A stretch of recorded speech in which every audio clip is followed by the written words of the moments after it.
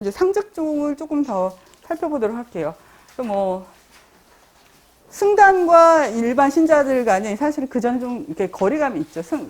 스님들은 이제 수행에 집중을 하시고 이제 그 일반 신자들은 기도를 하거나 이러면서 좀 거리감이 있었는데 그 사이에서 서로 연결시킬 수 있는 어떤 교두보의 역할로서 이 상적종을 좀 만들으시려고 했던 거고요.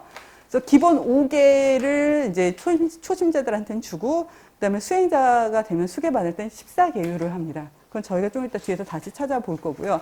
그리고 마음 챙김 명상 해서 마음을 이렇게 관찰하는 거, 내 마음을 깊이 살피는 마음 챙김 명상을 주로 가르치시고, 그거 외에도 이제 걷기 명상. 워낙 이제 티낙한 스님 보면 함께 걷는 사진이 많이 나오잖아요. 그리고 그거 말고 이제 사람들 허그하는, 그러니까 안아주는 포옹 명상 뭐 이런 것도 하고 다양한 명상 방법을 이야기하십니다. 그 다음에 비폭력 대화, 언어와 말의 그 중요성에 조금 신경을 많이 쓰시는 것 같더라고요. 그래서 비폭력 대화를 많이 추구를 하시고요.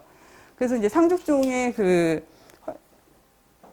신자들의 그 어떤 활동에 대해서는 이제 세상의 고통 제거를 위한 모든 활동들을 다 할 수 있게 개인적으로든 아니면 조직적으로든 할 수 있어야 된다라고 하면서 제안하는 게 이제 평화단체 활동이라든지 아니면은 미국 내는 인종주의 차별이 심하거든요. 우리나라도 사실은 지금은 좀 그렇게 생겼죠. 예전에는 이제 한국인들만 살아서 큰 문제가 아니었는데 외국인 노동자들 오면서 그 차별이 이제 드러나죠, 자꾸. 그런 문제들. 그 다음에 그거를 끝내기 위한 워크샵, 그 다음에 지역 개선 활동, 사회복지 활동, 그 다음에 죄수들에게 명상 가르치는 거. 네, 제가 그 부분은 참여불교에서 지금 오늘 빼긴 했는데, 죄수들의 그 교화를 위해서 그 앙굴라 마라, 뭐 교단, 뭐 이런 걸 또 만드셔가지고 활동하시는 분도 계세요. 그 다음에 이제 배고픈 이들을 위한 활동, 뭐 사형제도 반대 운동 등등 다양한 세상을 변화시킬 수 있고 세상의 고통을 제거할 수 있는 활동들을 할 것을 제안을 합니다. 그래서 이제 상주정의 14가지 계율을 이렇게 보시면 하나의 가르침을 우상화하지 말라. 현재 알고 있는 것이 변치 않는 절대적인 것이라 생각하지 말 것. 그다음에 타인에게 어떠한 것도 강요하지 말 것. 타인에게 어떠한 것도 강요하지 말 거에는 아이들을 교육할 때 아이들한테 너무 강압적으로 하지 말 것도 포함이 됩니다. 저는 사실 그 부분을 보고 너무 놀랐어요. 저희는 한국에서는 너무 당연한 거잖아요. 애들 공부 안 하면 자, 들어가서 앉아. 저는 어릴 때 막 놀고 있는데 저희 어머니가 들어와서 앉아서 한글을 막 해야 된다고. 사촌 동생들 다 하고 있다고. 그래가지고 했던 기억이 있거든요. 근데 한국은 그런데 그게 아니고. 보면은 1, 2, 3은 다 독단적이고 권위적인 거에 대한, 그런 것들을 금지하는 그런 조항으로 되어 있습니다. 그래서 그 기독교의 10계명 혹시 아세요? 네. 첫 구절, 첫 번째가 뭐죠? 첫 번째 절. 섬기지 말라. 예. 네. 내 이름을 헛되이 부르지 말라. 되게 강압적이잖아요. 근데 이 두 구절을 딱 보면 전혀 하나의 가르침을 우상하지 말라. 좀 대꾸로 만드신 것 같아요.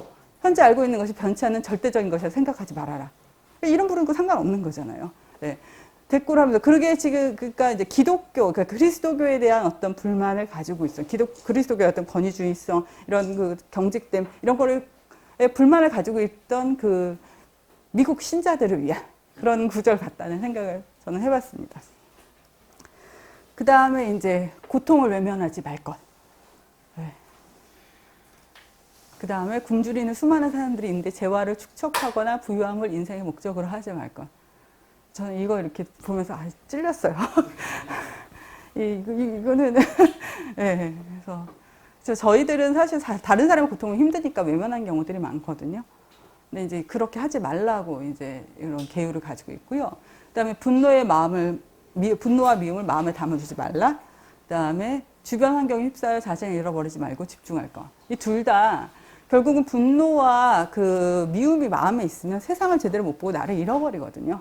마찬가지로 나의 중심을 항상 지키고 있을 것을 강조하는 것이고요. 그 다음에 이제 분열을 일으키는 이야기를 하지 말 것. 그 다음에 진실되고 건설적인 이야기를 할 것. 네, 두 가지 다. 그러니까 우리가 말을 할 때 사실은 말로 상처를 많이 받잖아요. 많은 사람들이. 별것도 아닌 건데 이야기가 잘못 전달되면. 그러니까 이게 이제 승가에서 같이 활동할 그 수행자를 위한 거기 때문에 더 강조되는지 모르겠지만 이 부분을 상당히 강조하고 계십니다. 그 다음에 이제 사적 이익을 위해 불교 공동체를 사용하지 말 거. 네. 이거에 대해서 하실 말씀이 많으실 것 같아요. 미국에서도 좀 그런 사람들이 되게 많았기 때문에 그 샌프란시스코 그 선센터, 젠센터에 이제 뭐지 슌유 스즈키 스님의 뒤를 이어서 된 사람이 리차드 베이커라는 사람이었어요. 결국 80년대 89년인가에 그 섹스 스캔들이랑 뭐로 해서 이제 쫓겨는 났는데 그 사람이 제규어를 사야 된다고 얘기를 한 거예요. 그 대표를 할 때 제규어를. 다른 차도 많은데 다른 차도 여러 대 있는데 그래서 사람들이 왜 그거를 사야 됩니까? 그랬더니 나는 원래 운전할 때 명상을 하는데 그거는 이렇게 넓어가지고 결과부자로 할 수 있어. 네, 명상 그러니까요. 그러니까 불교를 이용하는 거예요. 순간에. 근데 이제 그 높은 지위에 있으면 그렇게 되기가 쉽게 사람 마음이기 때문에 그게 이제 하나의 조항으로 들어가 있는 거죠. 네. 그래서 인간과 그 자연에 해를 그러니까 자연에 해를 끼치는 일, 그 직업 같은 걸 갖지 말아라 이런 식의 이야기거든요. 그러니까 이거는 이제 상대한테 피해를 주지 말고 이익을 주는 행동을 하라 이러고 이제 살생하지 말 것, 남의 것을 훔치지 말 것은 원래 있던 계율이고, 근데 자신의 몸을 소중히 다룰 것 이게 있다는 게 저는 되게 독특했어요. 네. 그러니까 나를 되게 소중히 여기라는 건데 대부분 어떠세요? 자신을 소중히 여기세요? 저는 그렇게 된 지 얼마 안 돼가지고 요새 저를 칭찬하느라고 조금 바쁩니다.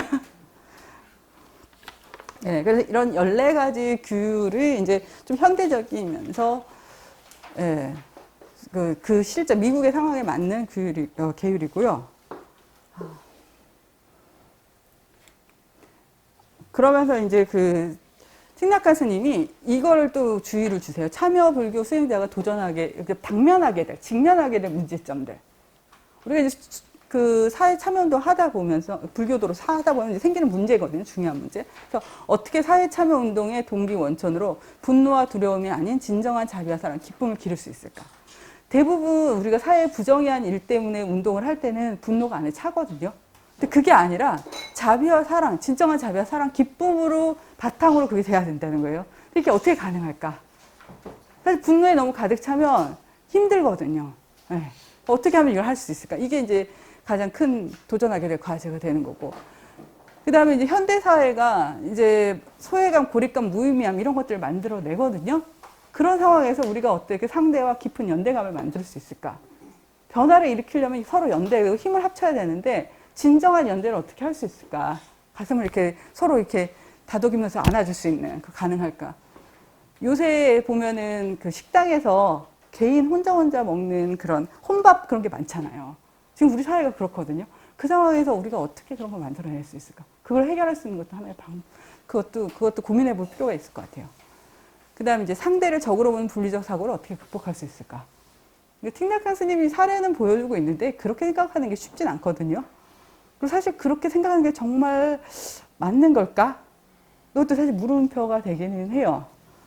그러니까 그 제가 오늘 카톡방에서 어느 분이 이제 그 용서와 뭐 이런 얘기 잠깐 하는 과정에서 자신의 잘못을 인정하지 않는 사람을 어떻게 우리가 용서할 수 있느냐 이런 말씀을 하시더라고요. 근데 이제 그거 자체가 이미 상대를 잘못한 사람으로 딱 찍어놓고 하는 거거든요. 틱나카 스님의 시선이면 좀 다르게 해석을 해야 되는데 과연 그렇게 보는 게 맞을까? 사실 그거는 사실 계속 물음표가 남아요. 그 다음에 이제 사회 참여 활동을 겪게 되는 소진의 상태를 어떻게 극복할 수 있을까?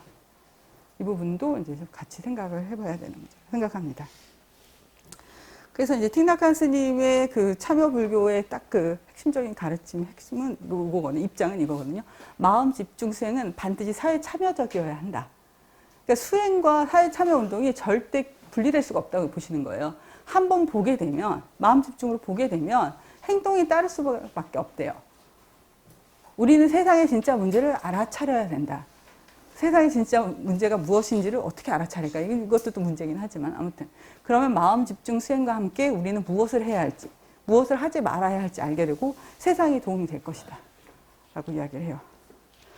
그래서 이후 참여 불교 활동들의 모든 그 이론적 토대를 사실 다 제공해 주고 계세요.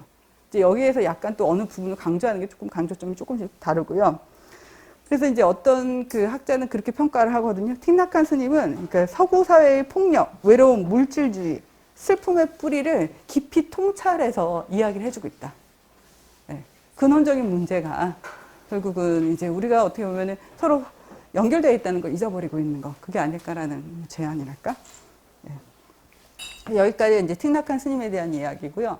다음은 이제 불교 평화연맹입니다. 그래서 불교 평화연맹은 로버트 아이킨이라는 사람과 그 사람의 부인인 앤 아이킨이 이제 그 자기 친구들이랑 같이 설립을 하게 됩니다. 그래서 그때가 이제 베트남 전쟁 시기고 그러니까 이제 그렇게 미국이 폭탄을 막 베트남에다 던지고 이렇게 하는 것이 과연 옳은 일일까? 이제 이런 이야기들을 이제 이 사람들이 밥을 먹다가 하게 된 거예요. 하면서 그러면 우리가 불교도로서 여기에 대해서 뭔가 할 수 있는 게 없을까? 고민을 하면서 이제 그 당시에 그 화해연맹이라고 그 사회 그 평화운동을 하던 그 연맹이 있거든요. 거기에 이제 문의를 해요. 그래서 우리 이런 관심을 가지고 있는데 우리 불교 섹션을 만들 수 있겠냐. 그래서 이제 거기랑 이제 연결을 해서 이야기를 하면서 활동을 하다가 이제 거기 그 화해연맹의 그 포맷을 그대로 가져다가 여기 그걸 번역시켜서 지금 불교 평화연맹을 창설을 합니다. 1978년 하와이 마우이 선방에서요. 그러니까 젠도라고 보통 많이 얘기하는 게 선방이거든요.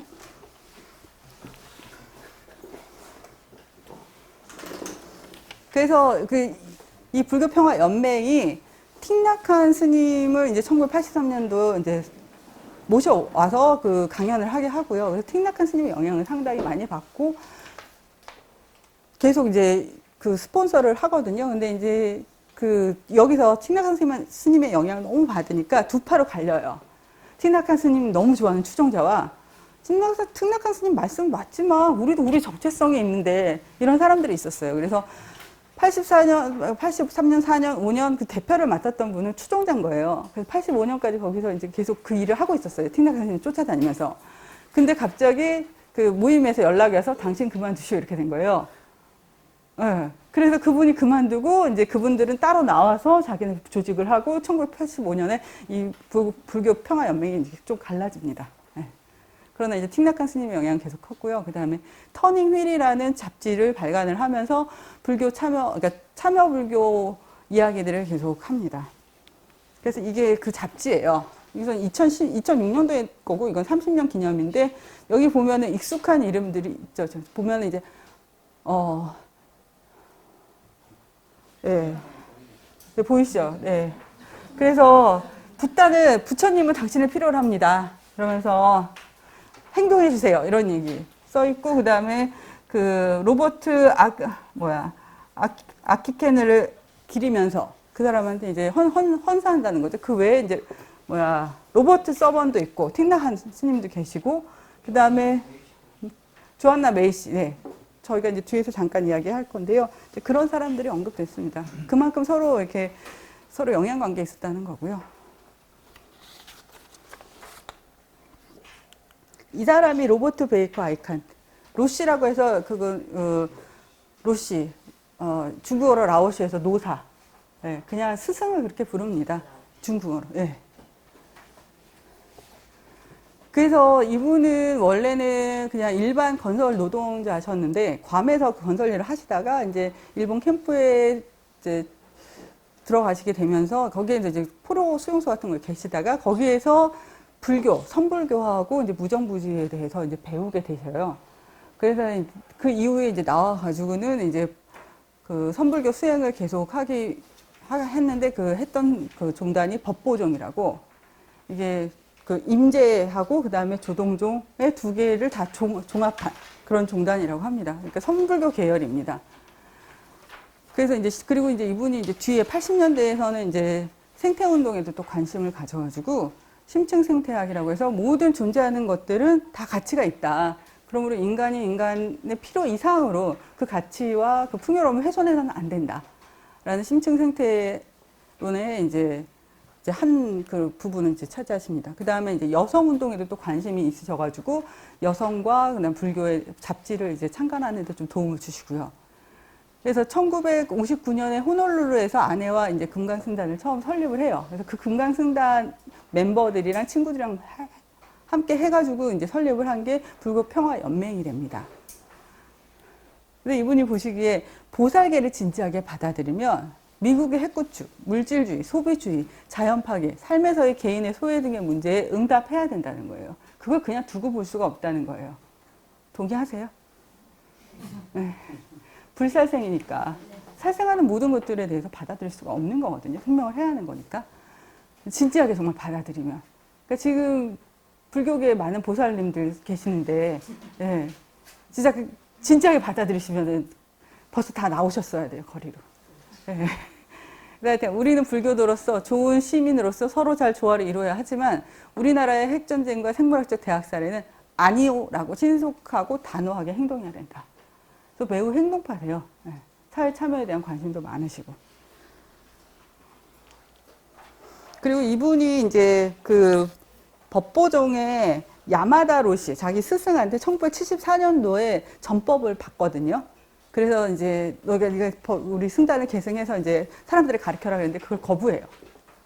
왜냐하면은 그 법을 받아서 이제 최고의 그 자리에 올라가게 되면 그거에 그 높이 올라가 있는 스승한테 사람들은 지나친 존경심으로 인해서 그 사람한테 힘을 주게 된다는 거예요. 그냥 그 사람은 권위적으로 바뀌고 학생들은 자유롭게 자기의 의사를 표현할 수 없다고. 이분은 권위주의에 대해서 상당히 반감이 많았어요. 그래서 그걸 거절합니다. 그리고 이제 이분은 활동 내용이 많지 않은데 그 사모님이시거든요. N I can. 네.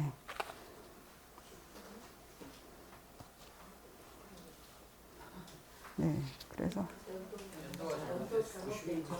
어머머, 죄송해요. 제가 어떻게 잘못 적었네요. 죄송합니다. 네, 61 아니야, 60이 아니라요. 19년이었을 것 같아요. 네, 제가 찾아보고 다시 얘기하겠습니다. 아이고 이런 할머니인데 2년밖에 안 살았어요. 네, 19가 맞을 것 같습니다. 네. 네. 죄송합니다. 그래서 이제 불교 평화연맹의 기본 특성은 탈권위적 조직이에요. 평등주의를 주장하고 이제 그 설립자의 뜻이 강했기 때문에 그렇고요. 그다음에 이제 모든 존재의 어떤 연기적 관계를 또 강조하고 그래서 타인의 고통이 곧 나의 고통이다. 타인의 즐거움이 또 나의 즐거움이고 이렇게 생각을 했었고요. 탈종파적으로 모든 종단을 이제 통합해서 평화운동을 하고 싶어 했는데 그거는 사실 뜻대로는 잘 안 됐어요. 왜냐하면 지역적으로 이제 불교도들이 서부 쪽에 많거든요. 샌프란시스코, 캘리포니아 그쪽에 되게 많고 거기하고 하와이. 그러니까 그 퍼지기가 쉽지 않았고 또 여전히 그 이민자들이 굳이 거의 합류하면서 활동을 할 그런 상황이 안 되니까요. 그런 한계는 있었어요. 의도는 아니었는데 의도는 뭐 다 아우르고 싶었는데 그건 잘 안 되셨고요. 그래서 이분들이 이제 생각하는 어떤 폭력에 대한 인식이 조금 다르거든요. 그래서 우리는 우리의 특별한 사명이 구조적이며 사회적 형태의 고통, 억압, 폭력을 말하는 것이라고 생각한다. 사회 구조적 폭력에 관심을 가지세요. 그래서 이것들은 추상적인 것이 아니다. 전쟁, 인종차별, 성차별, 경제적 억압, 인권의 무시, 사회정의 같은 많은 질병들이 모든 이에게 거대한 불안과 고통을 야기한다. 이러한 사회적 강제는 사회적으로 만들어진 개인의 탐욕, 분노, 망사의 결과물로 그렇게 사회적으로 만들어진 삼독은 종종 그 뿌리를 숨기고 고통과 우리가 강내 읽는 방식을 은폐한다. 그러니까 원래는 이게 사회적 상황에 의해서 어떻게 보면 우리의 탐욕이 더 자극되는 거거든요. 우리 사실은 그 텔레비전 안 보면 뭘 먹고 싶거나 하고 싶은 욕망이 좀 줄지 않나요? 네, 네. 특히 밤에 제발 좀 안 했으면 좋겠어요. 야식 먹고 싶어져요, 야식. 그런 소비를 촉진하는 사회다 보니까 그런 사회 속에 우리는 탐욕을 가질 수밖에 없거든요. 네. 그런 것들을 이야기를 했고요. 그래서 또 이제 좀 더 이제 다른 분은 또 케네스 크래프트는 이제 거기에 관여했던 이제 그 불교 학자인데요. 사회적 일은 개인의 내면적 일에서 유래하고 사회적 변화와 내면적 변화는 분리할 수 없다. 해가지고 개인과 사회의 관계가 계속 긴밀하게 영향을 주고받고 있다는 걸 또 강조를 얘기하세요. 근데 이제 틱낙한 스님하고 좀 다른 건 틱낙한 스님은 이제 자기에서부터 가는 걸 더 얘기하셨다면 이분들은 조금 더 사회 구조의 폭력을 더 명확하게 명료하게 지적해서 얘기했다는 거. 네, 그런 차이가 있습니다.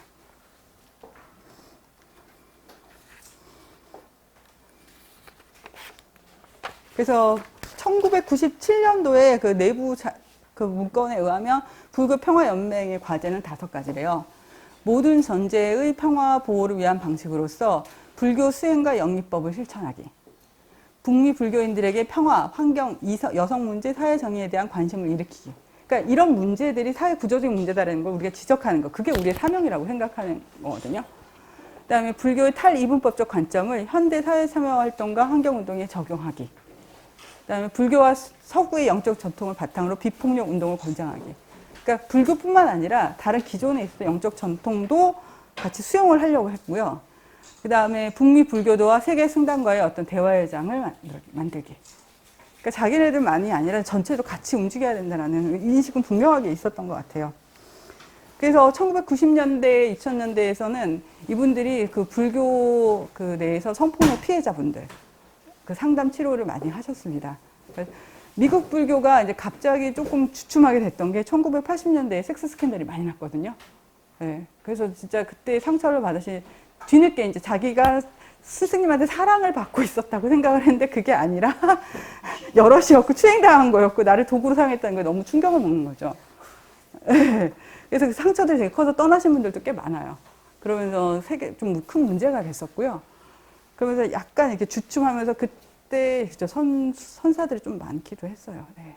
그리고 이제 티베트 불교에서도 그 총파가 하여튼 그분도 하여튼간 그분도 하여튼 연루가 되고 되게 복잡했던 시기가 있었죠. 네. 네? 아, 탄트릭 수행이요? 네, 있기는 한데 그게 그렇게 모든 사람한테 원래 오픈되는 게 아니거든요. 그거는 그렇게 오픈. 그렇죠. 네. 네, 그럼 합리화하는 거는 뭐 인간이 타고난 거고. 합리화 안 하시는 분 계세요?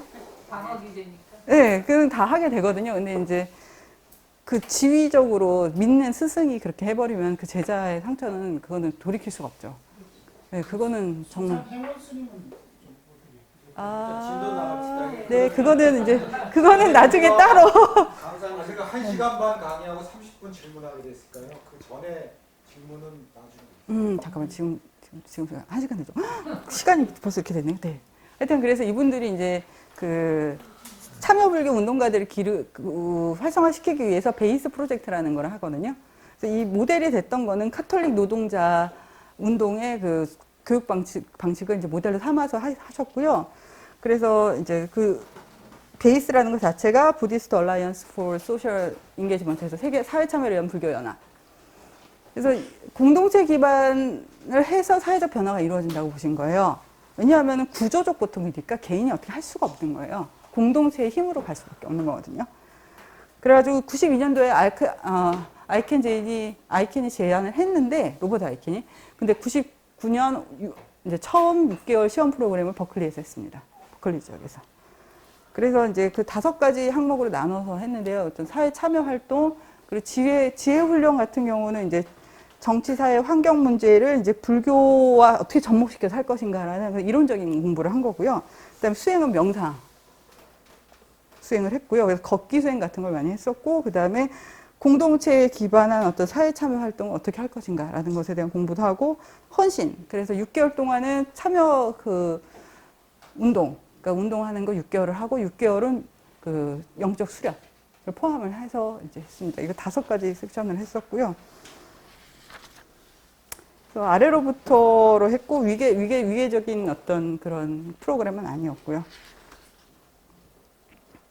그래서 이 조직 자체가 이제 저희 풀뿌리 민주주의라는 표현도 쓰지만 풀뿌리 조직, 밑에서부터 올라온 조직이고요. 그 다음에 전통 아시아 불교하고는 좀 많이 다른 미국적인 색채가 되게 강한 운동이거든요. 그래서 이제 전통 아시아 불교다라고 하면 이제 보통 미국 사람들이 생각하기엔 보수적, 그 다음에 권위적, 그 다음에 수행자들이 자신이 어떤 특권을 깨달음 어떻게 특권을 가지고 있다는 그런 특권의식, 그런 것들을 좀 전통 아시아 불교의 특징으로 보고 있는데 그걸 안 가지고 있는 이제 어떤 스님이 조직하고 있는 승단은 아니고 불교 그냥 운동 조직입니다. 네. 그리고 이제 다음에 이제 볼 게 이제 선평화 조정자 그룹입니다. 젠 피스메이커 오더라고. 네.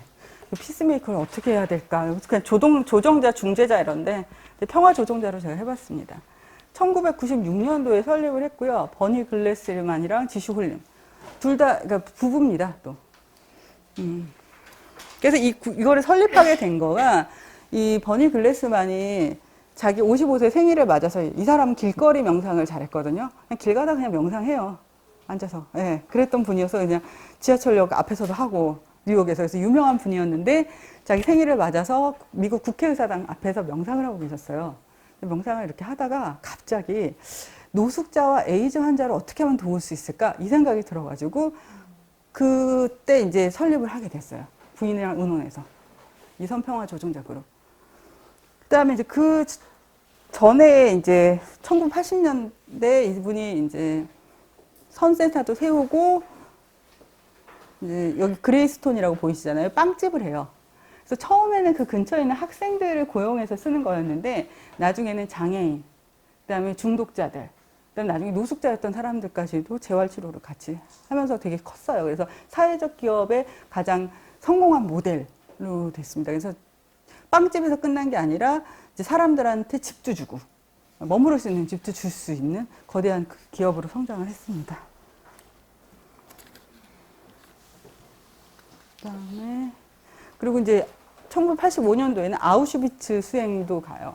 그러니까 사람들이 길거리 수행은 뭐냐면 일주일 동안 노숙자처럼 하는 거예요. 빌어먹고 길에서 자고. 아우슈비츠 수행은 아우슈비츠에 가서 그때 사람들이 겪었을 고통을 그러니까 관찰하고 깊이 관찰하고 오는 그런 수행입니다. 이분이 버니 글래스만이 인상이 너무 좋더라고요. 네. 그래서 1958년에 학교 수업에서 불교를 처음 접했고, 그때 이제 디티스 즈키, 뭐 알란 와츠 이런 사람들의 책을 읽으셨고요. 60년대에 이제 선수행을 시작을 했고, LA에 있는 그 선센터 설립의 초기 멤버로 활동을 하셨고요. 그다음에 80년에 이제 뉴욕의 선수행 공동체를 설립했고, 아까 말씀드린 길거리 명상. 그다음에 이분께서 이제 선 요리책이라는 책을 또 쓰셨어요. 그래서 그 안에서는 이제 불교가 최상의 식사다. 그래서 5가지 코스를 가지고 있다. 영성, 그다음 배움, 활력, 사회참여운동, 그런 공동체라는 이 5가지 코스를 다 주는 최고의 요리다. 근데 이게 이분이 유대인이거든요. 그런 정통이 있다 보니까 성스러운 식사라는 그 아이디어가 있어서 이런 걸 쓸 수 있었다고 얘기를 하더라고요. 그래서 이분은 이제 중독과 탐욕, 그러니까 탐욕, 그 갈증 이런 거에 대한 관심을 되게 가지셨는데 보시면 내 이름은 버니이면 나는 중독자다. 한 강의에서 얘기하신 거예요. 이 방에 있는 다른 사람들과 마찬가지로 나는 나 자신에게 중독되어 있다. 40년 전 나는 선이라고 불리는 나 자신에 대한 중독을 다루는데 매우 효과적인 재활 프로그램에 들어갔다. 그래서 자기는 다 낫은 줄 알았어요. 근데 내가 중독을 완전히 벗어나지 못했다는 것을 깨닫는 데는 오랜 시간이 걸렸다. 어떠세요? 보면서 이런 멋있는 말을 또 하시다니. 네. 요새 중독이 가장 큰 문제로 뭐 여러 가지 뭐 인터넷 중독, 게임 중독 뭐 많이 얘기도 되는데 그냥 우리 삶이 어떻게 보면 중독이 아닐까라는 생각도 해봅니다. 네. 이제 이분은 이제 와이프신 산드라 지슈 슐롬이고 그 버니는 우주공학을 공부를 해서 그 우주공학 기술자로 활동을 했었고요. 이분은 와이프는 생물학 전공을 해서 에이즈 연구를 했어요. 그래서 아마 에이즈 관련 그 사업들을 할 수 있었던 것 같습니다. 결혼하면서 1981년도에 참불교 수행을 시작했고 1985년도에 수계를 했습니다. 그래서 그레이스톤 아까 그 빵집 있잖아요. 빵집만 있는 게 아니라 여러 가지가 다 있으니까 그거를 실질적으로 운영을 하셨어요. 와이프가 돌아가셨을 때 그 상실감이 되게 컸다고 합니다.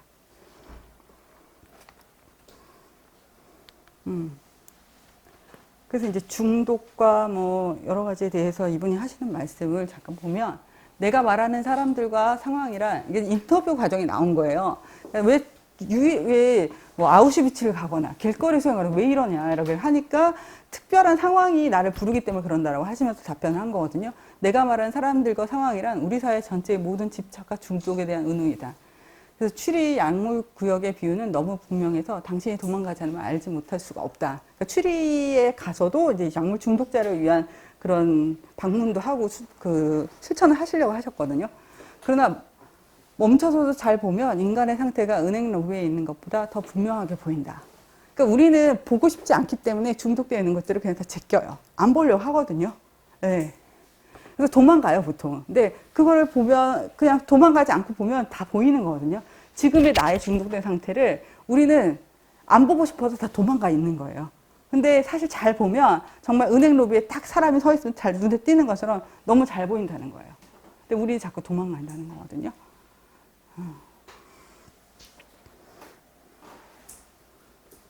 그리고 이제 또 이런 이야기도 하세요. 우리 모두는 나랑 상관없다는 착각을 가지고 있다.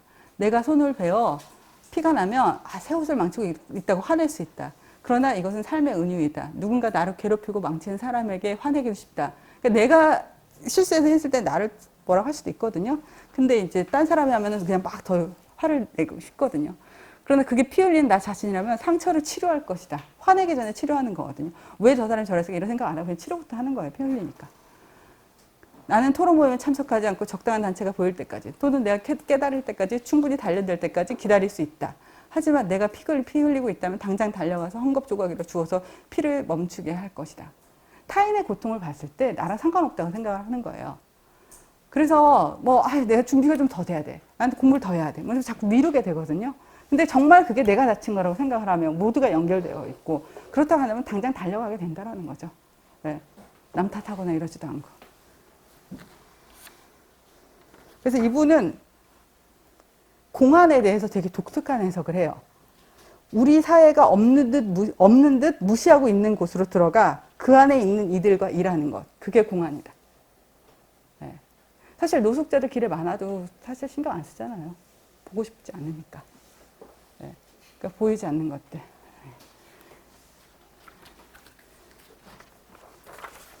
그래서 인간에 대해서 되게 독특한 이해를 가지고 있는데 이분은 인간을 좀 악귀? 항상 욕망을 갈증하고 있는 존재로 봐요. 앞에 틴낙한 스님이나 저쪽에 그 로버트 같은 경우는 여전히 인간이 그 완전하고 불성을 갖춘 존재라는 것에 대한 강한 믿음이 밑에 깔려있는 게 느껴지는데 이분은 인간은 기본적으로 좀 욕망의 존재고 악이고 이런 거를 더 수용하는 쪽이신 것 같아요. 그래서 하루는 카풀로 출근하던 중 나는 각자 엄청난 허기를 느꼈다. 오전에 집중적으로 명상을 하던 중 갑자기 허기의 보편성을 깨닫게 되었다. 나는 내 주위를 둘러싼 거대한 허기를 느꼈다. 사회에 모두를 먹일 만한 충분한 음식이 있는데 많은 사람들이 음식에 대한 허기를 느낀다. 심지어 충분한 음식이 있는 사람은 힘에 대한 허기를 느끼고 우리들 중 어떤 이들은 감사나 명성에 대한 갈증을 느낀다. 어떤 이들은 사랑에 굶주려 있다. 또한 선수행자를 포함한 영성 추구자들은 깨달음을 갈망한다. 우리는 모두 악이래요. 그러니까 왜 이런 얘기를 할까요? 네. 왜 우리는 다 악이고 욕심이 많고 외면하려고 하고 제가 보기에는 이분이 이제 그 중독자나 노숙자 어떻게 보면 패배한 사람이고 외면받는 사람들인데 그 사람들에 대해 관심을 갖는 게 이런 시선을 가지고 있기 때문에 가능하지 않을까 싶어요. 그 사람들과 내가 별다른 다른 게 없다. 그 사람은 저기 있을 뿐이지 그 사람들처럼 나도 중독되어 있고 그리고 욕망을 이제 그 충족시키기 위해서 막 갈증하고 있다. 그런 거를 생각하고 있기 때문에 그분들을 동등하게 같이 보듬을 수 있는 게 아닐까 이런 생각이 듭니다.